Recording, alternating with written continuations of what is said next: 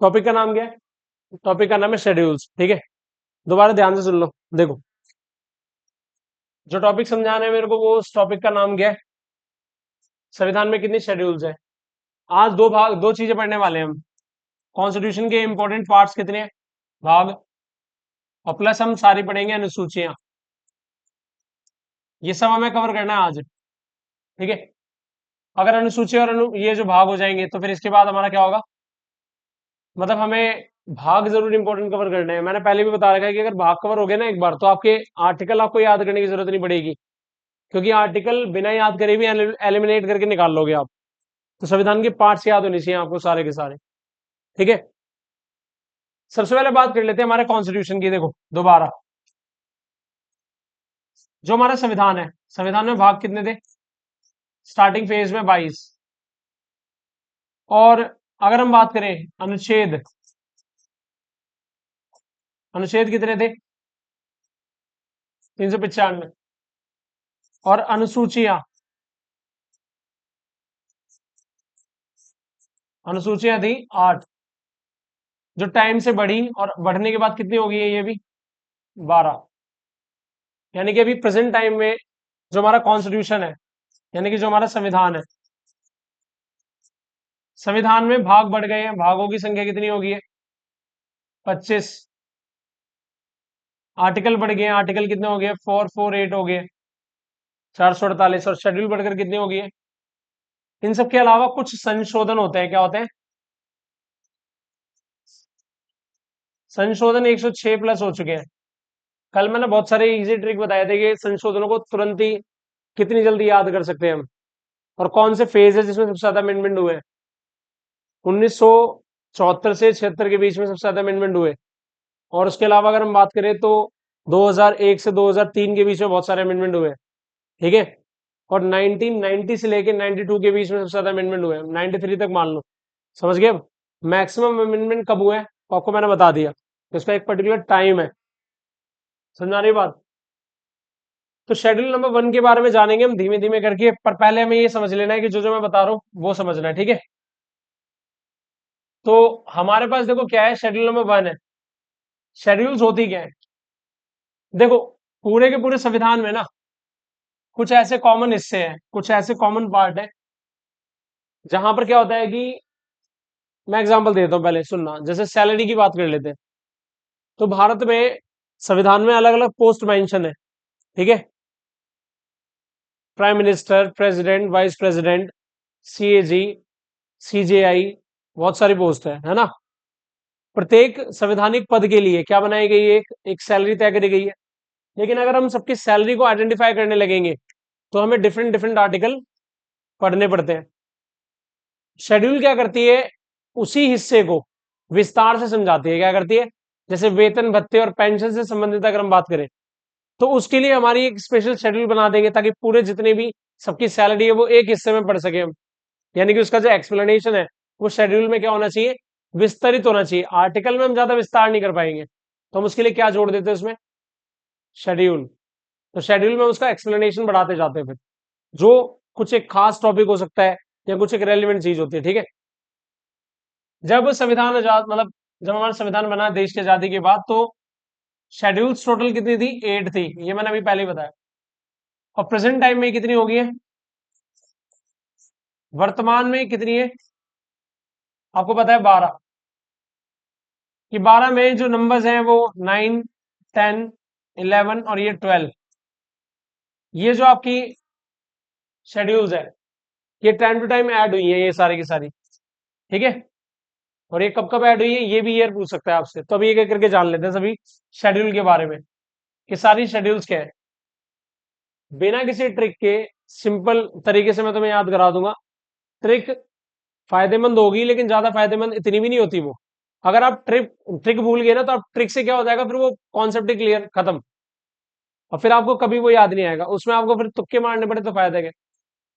और जिस चीज की तैयारी कर रहे हो ना एसएससी में, उसमें आपका मतलब पेशेंस और उसका ना आपका मतलब अटेंशन बहुत ज्यादा होना चाहिए। तो ट्रिक व्रिक के चक्कर में पड़ने की जरूरत तो है नहीं कोई, कि मतलब ट्रिक पकड़े और फिर उसको हम क्या करें, उसके पीछे भागे। ट्रिक के पीछे कौन भाग सकता है? जो लाचार है, जो कुछ भी याद नहीं करता। जिस बच्चे ने आज तक तैयारी नहीं करी है उसके पास डेटा एग्जाम बहुत सारा आ गया, हर बात पे वो ट्रिक क्या करेगा, अप्लाई कर देगा। ऐसा थोड़ी होता है, अब जिंदगी में मुझे 1000 चीज याद करनी है, 1000 ट्रिक याद रखूंगा फिर मैं। ठीक है, इससे अच्छा क्या होगा कि हम सीधे सीधे याद करें, तुम्हारा टाइम बचेगा। देखो शेड्यूल नंबर 1 है, आमतौर पे इसे बोलते हैं भारत का परिचय, मान लेते हैं कि भारत क्या है। तो भारत का मतलब भारत के बारे में, भारत का जो संगठन है तो इसको हम शॉर्ट में इंट्रो लिखते हैं हम, जो हम याद करेंगे जिस तरीके से, उसे हम क्या लिखेंगे, इंट्रो। यानी कि भारत है क्या, और भारत जो एक देश है उसमें कितने राज्य, 28, और कितने यूटी है, 8। तो यानी कि स्टेट्स कितने हैं वो आपको पता चलेंगे। ठीक है, स्टेट्स और ये यूटी। देखो ध्यान से सुनना, आर्टिकल नंबर 1 कौन सा है, आर्टिकल नंबर 1 और शेड्यूल नंबर 1 दोनों एक ही है, या फर्स्ट शेड्यूल नंबर फर्स्ट, ये दोनों यही बताते हैं कि इंडिया कितने उसमें स्टेट्स हैं और कितने उसमें यूनियन टेरिटरीज है, कौन कौन सी जमीन है हमारे पास। 1956 से पहले पहले भारत में अगर हम देखें तो राज्य अलग थे, मतलब 1956 के बाद एसआरसी की रिपोर्ट आई, अमेंडमेंट किया गया 7वें नंबर का, 7वां संशोधन, और भारत में 14 राज्य, 6 केंद्र शासित प्रदेश आए। ठीक है, वो सब जानेंगे हम। ठीक है, आने वाली क्लासों में जितना भी है। यानी कि आर्टिकल नंबर 1 और शेड्यूल नंबर 1 एक ही बात है, मतलब भारत में कितने राज्य हैं और कितने केंद्र शासित है, जो भी हमारे हिस्से में आने वाली जमीन है वो सब किस में आती है, आर्टिकल नंबर 1 और शेड्यूल नंबर 1। यानी कि भारत का परिचय है। तो यहां पर देखो वही लिखा हुआ है, राज्यों के नाम, उनके न्यायिक क्षेत्र, और संविधान का आर्टिकल कौन सा होता है ये, 1 से 4। आर्टिकल कौन सा, 1 से 4 के बीच। भाग भी लिख सकते हो आप, भाग नंबर 1 होता है ये, कौन सा होता है, वैसे आपको याद रखना है, भाग फर्स्ट है ये, कॉन्स्टिट्यूशन का पार्ट नंबर 1 है, हम डिटेल में पढ़ेंगे। आर्टिकल 1, 2, 3, 4 मैं अब दिखाई देता हूँ, ऐसे कोई जरूरत है नहीं, बट फिर भी याद रख लो। हमने जो नोट्स बना रखे उसमें आपको देखो, इसमें जब आप आइडेंटिफाई करोगे तो आपके लिए एक पूरा का पूरा एक चैप्टर मिलेगा आपको आराम से पढ़ने को। ठीक है, वो मैं दिखाई देता हूँ, रुक जाओ, ये रहा, ये हमारा चैप्टर हम पढ़ेंगे अलग से बिल्कुल डिटेल में, समझ गए। इसमें क्या आएगा, आर्टिकल 1, 2, 3 जितनी भी आएंगे, जैसे आर्टिकल 1 आ गया तो ये सारा एक्सप्लेन होने वाला है इसमें।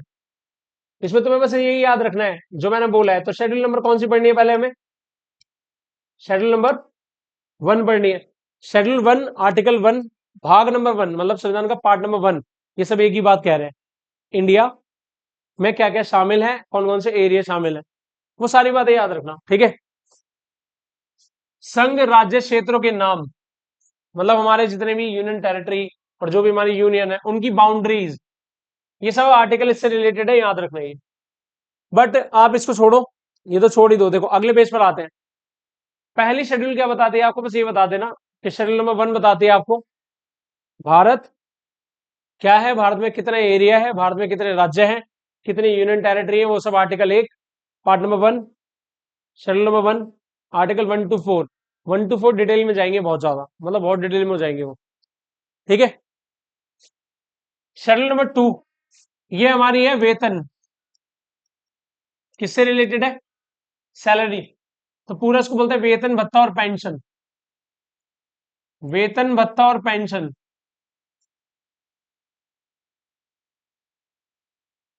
पर हम इसे शॉर्ट में याद रखेंगे सैलरी से। ठीक है, याद रखना, भत्ता होता है अलाउंसेस, जो एक्स्ट्रा पैसे मिलते हैं, बेनिफिट्स मिलते हैं किसी पोस्ट पर रहते हुए।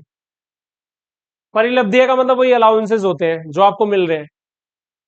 अब आपको जो भी भत्ते मिलते हैं, जो भी विशेष अधिकार मिलते हैं, उससे रिलेटेड जो भी है, वेतन से रिलेटेड, वो सब इसमें आते हैं।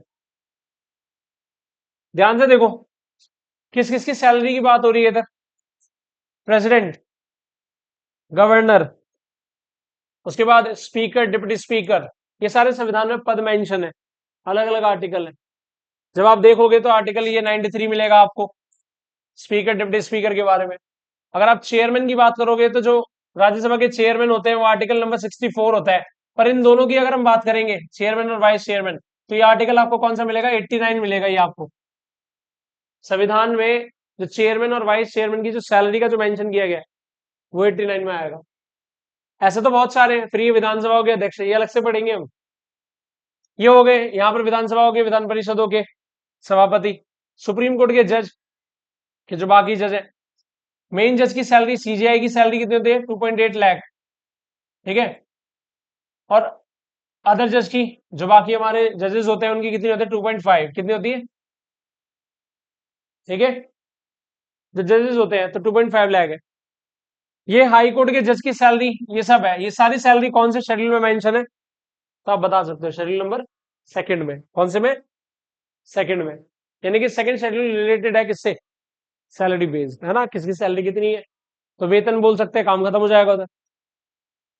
शेड्यूल नंबर थर्ड जो आती है वो हमारे होते हैं शपथ, ओथ। इसको और शॉर्ट में ये लिख सकते हैं हम, ओथ। ओथ का सीधा मतलब क्या है कि कौन किसके आगे शपथ लेता है, ये इसके बारे में मेंशन है, ठीक है। विभिन्न उम्मीदवारों द्वारा ली जाने वाली शपथ या प्रतिज्ञान प्रारूप दिए गए हैं, किसकी शपथ कैसी है वो इसमें मेंशन है। हर किसी के अलग अलग आर्टिकल है, वो हमें याद नहीं रखना। मिनिस्टर्स की शपथ होती है, इसके अलावा संसद के लिए जो भी लोग इलेक्ट होते हैं वो, इसके अलावा संसद के सदस्य हो गए या फिर जो नॉमिनेटेड होते हैं वो सब भी। सुप्रीम कोर्ट के जज की शपथ, सीजेआई, ये सॉरी सीएजी क्या बोलते हैं वैसे, CAG, controller audit general of India, ठीक है। इनकी अगर हम बात करेंगे तो ध्यान से सुन लेना आप। बेसिक से अगर हम बात करें तो स्टेट के मिनिस्टर सबकी शपथ इसमें लिखी हुई है। कौन सा शेड्यूल है? शेड्यूल नंबर थर्ड, तो ये याद रखना। थर्ड क्लियर हो गया, आपको समझ में आ गया होगा अब तो, ठीक है। तो ये याद रख लेना आप, और अगर हम बात करें तो वो भी सुनते रहना धीमे धीमे, ठीक है। अगर हम इसकी बात करें थोड़ी सी सुनना, शेड्यूल नंबर 4 क्या कहते हैं, इसमें सिर्फ आपको याद रखना राज्यसभा, किसके बारे में बात आएगी इसमें? राज्यसभा में प्रतिनिधित्व, यानी कि राज्यसभा में सीट्स कितनी दी गई है, आराम से बैठ, ठीक है। राज्यसभा में किसको कितनी सीट्स दी गई है ये मैटर करता है। टोटल राज्यसभा में सीट्स कितनी है? तो 245 है। कितनी सीट है? 245, ये आप याद रखना। और मैक्सिमम कितनी है? 250 हो सकती है।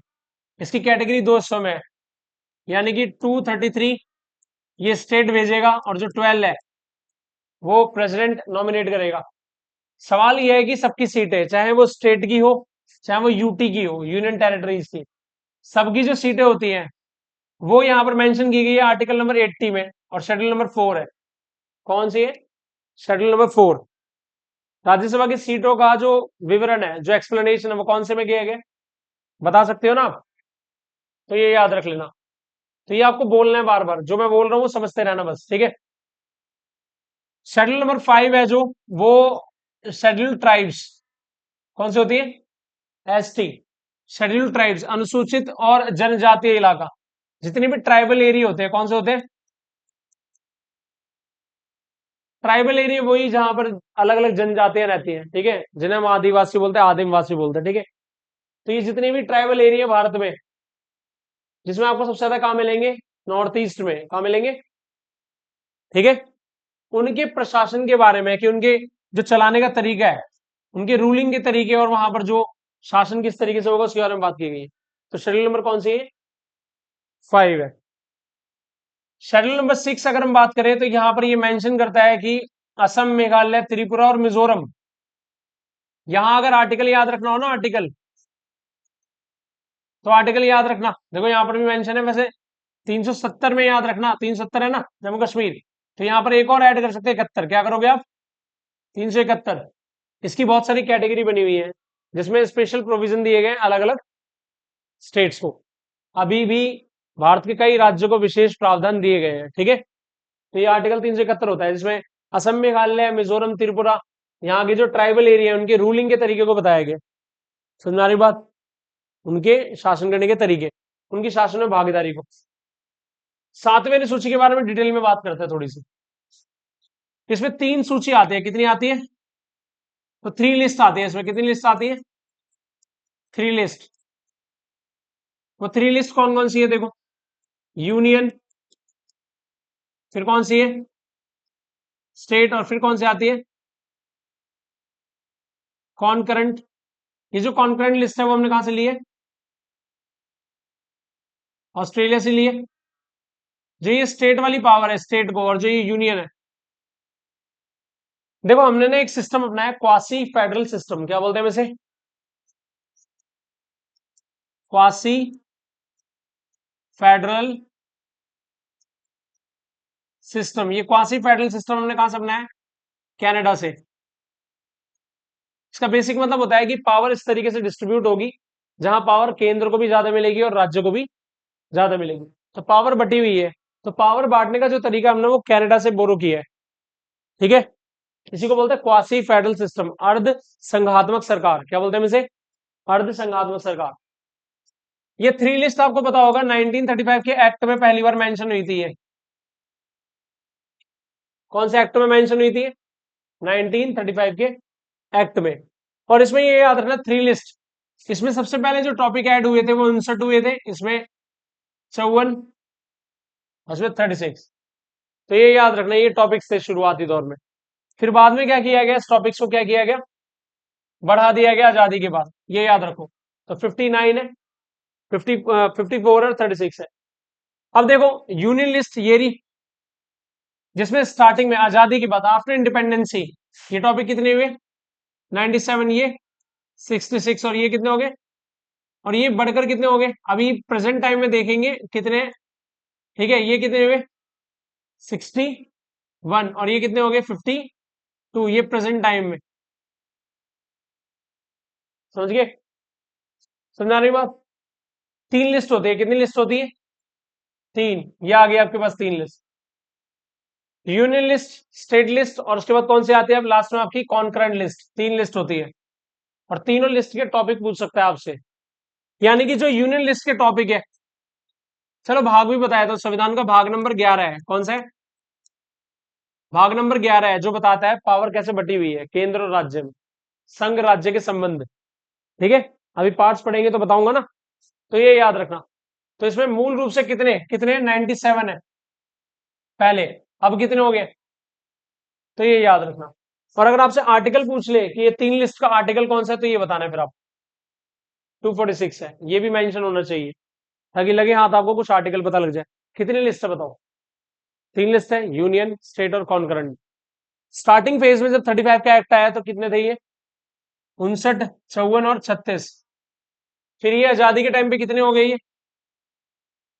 ये समझ में आ गई बात। और फिर अभी प्रेजेंट टाइम में कितने हैं ये, कितने हैं? तो ये याद रख लेना। ठीक है, सिंपल है, मैं ये पीडीएफ भी दे दूंगा, उसमें तो फिर आपको झंझट है नहीं इसमें, और ये आपके काम ही आएगी कि भाई इसमें क्या क्या लिखा हुआ है, तो सुनना आ जाएगा वो। हो गया वो। अब सबसे पहली बात करते हैं 8 शेड्यूल की, किसकी? इसमें भाषाएं है, क्या है? भाषाएं। और संविधान में शुरुआत में कितनी भाषाएं ऐड दी? 14। फिर अभी प्रेजेंट में वर्तमान में कितनी है? वर्तमान में 22 भाषाएं हैं इसमें। इसका मतलब है कौन कौन सी जुड़ी हैं, तो 15, 16, 17, 18, 19 ऐसे करके 20, 21 और 22, ये लैंग्वेज कौन कौन सी है। तो हम इसे तीन हिस्सों में बांटेंगे। ठीक है, इसमें अमेंडमेंट हुआ है। पहले 15वीं भाषा कौन सी है? ठीक है, कौन सी भाषा? फिर ये आ गई और फिर ये आ गई। मत कर, बड़े आराम से कह रहा हूं, ठीक है? तो मेरा ना ठीक नहीं रहेगा, देखो इससे फोकस करो। डिस्ट्रैक्ट होता है मेरे को, और कुछ नहीं चाहिए मेरे को, फिर मैं खामा खाते बंद कर दूंगा, कुछ नहीं होगा मेरे को। ठीक है, इसलिए कह रहा हूँ। 8वीं सूची में अगर हम बात करें तो हमारी लैंग्वेज ऐड हुई है, ये बोलेगा 15वीं भाषा कौन सी, सिंधी, कोंकणी, मणिपुरी, नेपाली, बोडो, डोगरी, मैथिली, संताली। सीक्वेंस भी याद होनी चाहिए। ठीक है, ध्यान से सुने, संविधान द्वारा मान्यता प्राप्त भाषाएं कितनी है? शुरुआत में 14 थी, प्रेजेंट में कितनी है? सवाल ये है कि जो ये 15वीं भाषा जोड़ी गई, 15th नंबर की जो ये 15वीं भाषा जोड़ी गई, सिंधी, फिर 16, 17 और 18, ये कोंकणी है, ये मणिपुरी है,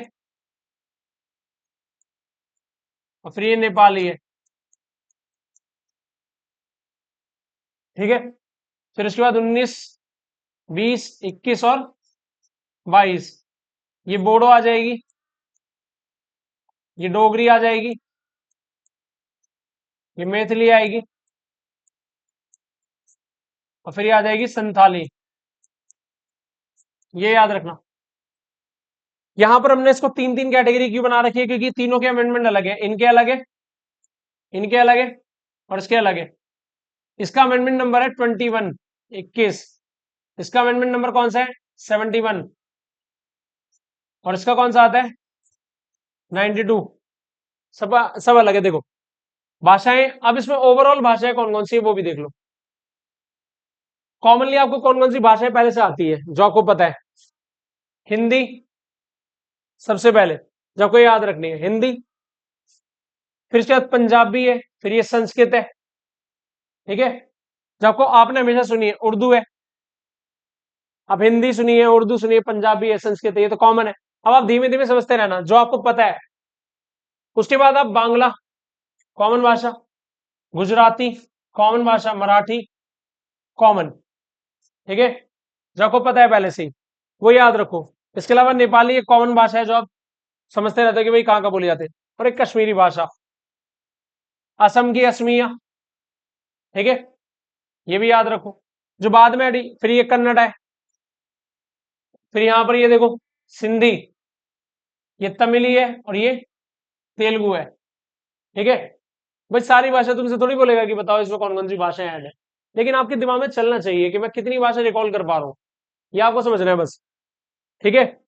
ये मैंने सारी छोड़ रखी है, जैसे मैथिली है, मलयालम है, केरल में बोली जाती है ना। ये तो हम अलग से पढ़ेंगे, मणिपुरी तो जो हमारी है। अब रेस्ट ऑफ द बची कौन सी, तो आपको पता चल रहा है, ये संथाली और ऐड कर लेते हैं, ठीक है, यहाँ हटा देते हैं, ये उड़िया, बस। अब आपके पास रेस्ट ऑफ द देखो कौन से, बोडो, डोगरी बच गई, कोंकणी, मणिपुरी। फिर यहाँ पर अगर हम बात करें तो नेपाली, ये भी मैं हटा देता हूँ इसमें से, ठीक है। यानी कि ये जो छूटे हुए हिस्से है ना, जो भाषाएं हमारी हमने बाद में एक्सेप्ट करी है, वो आपको याद होनी चाहिए, ठीक है। संथाली है, और यहाँ पर ये याद रखना, सिंधी बाद में जोड़ी गई, कब जोड़ी गई? बाद में। समझा रही बात? तो ये याद रखना सिंधी, जो आपको बतानी है। कॉमनली आपको ये याद रखना था जो मैंने बताया है, ये इससे में आपको याद रखना, ठीक है, ये वाले और ये। अब छोड़ो इस बात को, या इस पे आते हैं, देखो एक एक करके। सिंधी भाषा का अमेंडमेंट याद रखना कौन सी है? सिंधी, देखो कौन कौन सी भाषा जोड़ी गई, पहले सिंधी, फिर ये ऐसे कोंकणी, मणिपुरी, नेपाली, केएमएन, क्या बोलोगे आप? कोंकणी, मणिपुरी और नेपाली। इसका अमेंडमेंट याद रखो, अमेंडमेंट नंबर कौन सा है? 21। और ईयर कौन सा है? 76, 67, सॉरी, ठीक है। 21 का संशोधन है और वो आपको याद रखना है, देखो इधर लिखा हुआ है साफ साफ, 1967 21 का संशोधन है बस। अमेंडमेंट नंबर 21, कौन सी भाषा जुड़ी है? सिंधी। और फिर कोंकणी, मणिपुरी और नेपाली, ये तीन भाषाएं जुड़ी।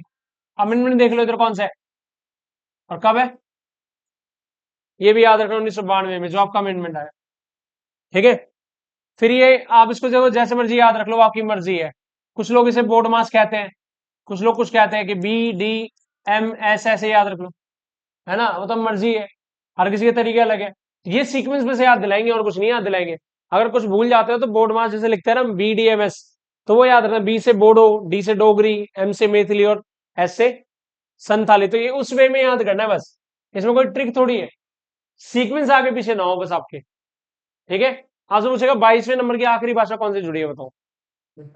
संथाली कहाँ बोली जाती है? उड़ीसा, झारखंड के इलाकों में। हमारे प्रेसिडेंट, है ना, संथाली भाषा। आज अगर देखोगे तो बहुत सारे मतलब सवाल बनते रहते हैं इसमें ना भाषाओं के, ये याद रख लेना। बोडो, बोडोलैंड नॉर्थ ईस्ट, और ये डोगरी, हिमाचल कश्मीर। तो ये आपको याद रखनी है, याद रखना। ये लास्ट में जो है लैंग्वेज एडी है वो कब हुई है? 92 अमेंडमेंट 2003। और अधिनियम द्वारा जुड़ गई है, उड़िया नाम बदलकर 2011 में ओडिया कर दिया गया, जैसे उड़ीसा ओडिशा हो गया, समझ गए? समझा की बात? भाषाएं ऐड हुई, क्या हुई है? भाषाएं ऐड हुई। कितनी भाषा ऐड हुई? ठीक है, टोटल मिला के अगर आप जोड़ोगे 14 में जोड़ लो आप, 22 हो गई है टोटल। तो कितनी लैंग्वेज ऐड हुई है? 8 लैंग्वेज ऐड हुई। और 8 के अमेंडमेंट, पहले सिंधी का 21, 1967, कोंकणी मणिपुरी नेपाली 71, 1992। उसके बाद बोडो डोगरी मैथिली और संथाली 92 अमेंडमेंट 2000। ठीक है, क्लियर होगी बात। अब यहां से सुनना ये, इसका अमेंडमेंट याद रखो। अमेंडमेंट कौन सा है इसका? फर्स्ट, फर्स्ट संशोधन है ये, फर्स्ट अमेंडमेंट है ये। और ईयर क्या है? 1951। सबसे पहला अमेंडमेंट हुआ, याद रखो। संविधान में सबसे पहला अमेंडमेंट किस बात को लेकर हुआ है? नौवीं सूची को जोड़ने को लेकर। राइट टू प्रॉपर्टी हटाने के लिए उठाए गए कदम है। इसमें सरकार ने ये कह दिया था कई कई जगह कि जो 9 शेड्यूल में जो भी हम मेंशन करेंगे वो फिर फंडामेंटल राइट के बेसिस पे चैलेंजेबल नहीं होगा। बस इसको पढ़ते हैं। भूमि सुधार और जमींदारी प्रणाली के उन्मूलन से संबंधित राज्य विधानमंडलों और अन्य मामलों में संसद के अधिनियम और विनियमन 13 और 282 इस अनुसूची को पहले संशोधन करके बदल दिया, लाया गया। और इसके आधार पर यह कहा गया कि ये न्यायिक समीक्षा से कानून और इसे बचाने के लिए जोड़ा गया था। कि तो मैं ये बताता हूँ आर्टिकल 13 के, बस आप सीधे सीधे याद रखो, आगे क्यों जाना।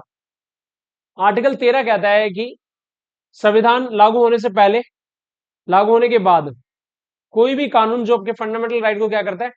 एक्सप्लॉइट करता है, छेड़ता है, तो उसको क्या कर दिया जाएगा? हाँ, वो अपने भी कानून क्या माना जाएगा? उस हिस्से को खत्म माना जाएगा, सस्पेंड। दिक्कत ये हुई कि सरकार को जमीन छीननी थी, क्योंकि सरकार ने ये तय किया। जमीन छीनने का मतलब मेरा कोई वो इंटेंशन नहीं कि मैं ये बोल रहा हूँ। सरकार को जमीन लोगों से लेनी थी, ताकि जो भूमिहीन, जिनके पास, किसानों के पास जमीन नहीं है, उन जमीन को हम बांटेंगे फिर। और किसी किसी के पास 500 एकड़ जमीन है, 100 एकड़ जमीन है, इतनी बड़ी जमीन का क्या करेंगे? वो उनसे लेकर सभी किसानों में बांटेंगे ताकि सबका भला हो। शायद आपने एक आंदोलन सुना होगा विनोबा भावे का, भूदान, भूदान आंदोलन। समझ गए? भूदान आंदोलन में होना क्या था बताया तो। देखो, समझदारी वाला स्टेप था। सरकार आपकी जमीन छीन लेगी, एक लिमिट के बाद आप जमीन नहीं रख पाओगे। ठीक है, क्योंकि आप ना संपत्ति का संकेंद्रण कर रहे हो, एक ही जगह पे सेंट्रलाइजेशन कर रहे हो। इससे क्या होगा? डिस्क्रिमिनेशन पैदा होगा। सरकार आपसे वो जमीन लेकर क्या करेगी? समय बांटेगी। इससे क्या होगा? प्रॉपर्टी इक्वली डिस्ट्रीब्यूट होगी, रिसोर्सेज। ठीक है, विनोबा भावे ने ये समझाया कि सरकार आपकी जमीन छीने उससे पहले ही आपको क्या कर देना चाहिए? उनको दान देना चाहिए, ताकि लोगों की नजरों में आपकी एक तो छवि सुधरे और चरित्र का निर्माण भी हो। समझ गए? तो लोगों ने खुद ही अपने गांव के गांव और जमीन की जमीन क्या कर दी? दान दे दी। समझ में आ गई बात? बाद में देखो, अब ये देखो शेड्यूल नंबर 10, इसके बारे में एक ही लाइन याद रखनी है, क्या? दल बदल। जब कोई नेता अपनी पार्टी छोड़कर किसी पार्टी से चुनाव लड़ता है और किसी दूसरी पार्टी में चला जाता है, दल बदल के अलावा। ठीक है, दल बदल के लिए कुछ शर्त बताया। अगर कोई नेता अपनी पार्टी छोड़ रहा है सिंगल, तो वो दल बदल है, किसी दूसरी पार्टी में शामिल हुआ, तो उसकी सदस्यता रद्द हो सकती है, चाहे वो मेंबर ऑफ पार्लियामेंट हो, चाहे वो एमएलए या कोई भी हो। ठीक है, समझा रही बात? अगर कोई व्यक्ति निर्दलीय भी चुना जाता है बिना किसी पार्टी के, और वो फिर जीतने के बाद में बड़ी पार्टी उसे क्या करती है? मौका देती है, तो भी दल बदल में शामिल होगा वो। समझ गए? दल बदल के आधार पर पहली बार डिफेक्शन लॉ लाया गया, और डिफेक्शन लॉ का अमेंडमेंट जरूर याद रखना कौन सा है? 52वां संशोधन है। कब लाया गया था ये? 1980। बस, शेड्यूल नंबर कौन सी जोड़ेगी? 10। शेड्यूल नंबर 11 बड़ी इजी है, पंचायती राज। ये याद रखना, कौन सा राज है? पंचायती राज। समझा रही बात? पंचायती राज की शक्तियां ये वो उसके बारे में लिखा हुआ है। बस इसमें एक ही लाइन याद रखनी है, इसमें टोटल विषय कितने हैं? पंचायतों को जो काम दिए गए हैं वो टोटल विषय कहां पर मेंशन है? शेड्यूल नंबर 11 में।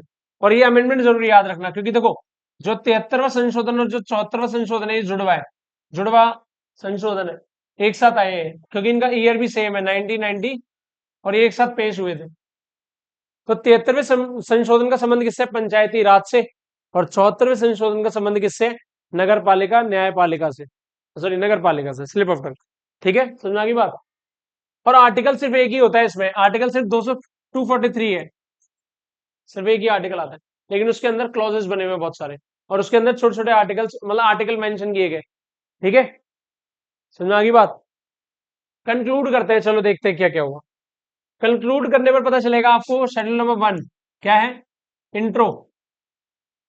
इंट्रो। टू क्या है? सैलरी। शेड्यूल नंबर थ्री क्या है? थर्ड, शपथ। फोर क्या है? राज्यसभा में रिप्रेजेंटेशन, यानी कि राज्यसभा की सीट्स। फिफ्थ क्या है? ट्राइबल एरिया का रूल, ट्राइबल की बात हुई है ना। सिक्स क्या है? मैंने बताया था ये असम, त्रिपुरा, मेघालय और, तो ये याद रखना।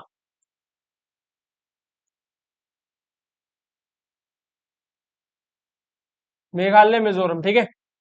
मिजो का रूल मतलब वहां का, ठीक है।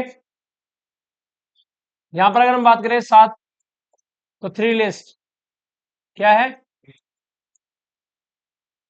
ठीक है, समझ में आ रही बात। और ये एट है लैंग्वेज, भाषाएं लिख देता हूं, ठीक है। भाषाएं 22 लैंग्वेजेस। नाइन, भू अधिग्रहण, उससे जुड़ा था ये। 10, डिफेक्शन। 11 और 12, नगर पालिका। समझा की बात। ये आपकी शेड्यूल है, सारी की सारी होगी कंक्लूड। अब इसमें चाहिए क्या आपको? कुछ नहीं चाहिए, समझ गए अब? तो यहां तक ये था जो आपने समझा, जो जो बताया गया, ठीक है, याद रख लेना अब।